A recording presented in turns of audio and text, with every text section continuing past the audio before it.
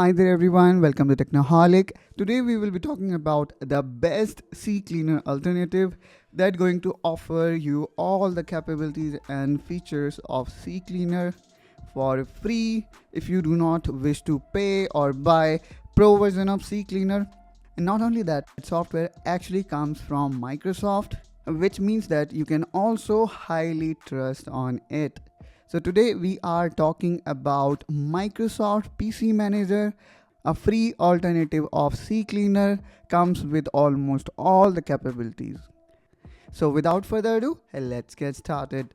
So in order to download it, let me quickly open my browser, and then here I'm going to type Microsoft PC Manager. And not to worry guys, I'm gonna also provide you this link in the description of this video. Now from here, what we need to do is we simply need to click on download, and then we need to click on open Microsoft Store. So this will basically take you to the Microsoft Store, and then here you need to click on get, and this will basically download it.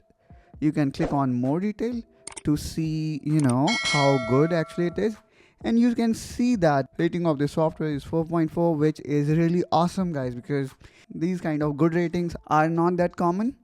Now let's click on open. So you will be greeted with this screen. Now we can click on start, and there we go. Although this look completely different from CCleaner, but let me tell you, it covers almost all the features of CCleaner. You have one-click boost, which going to remove all your temp file, and then you will also see the memory uses will decrease. Not only that, you also have option of health check, which is going to check temp file, also going to give you a suggestion to disable certain file.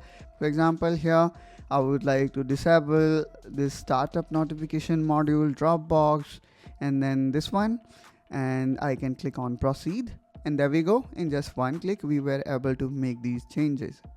Similarly, we have got this protection, which is built-in antivirus, and then here I can see I also have update available, so we can also update it.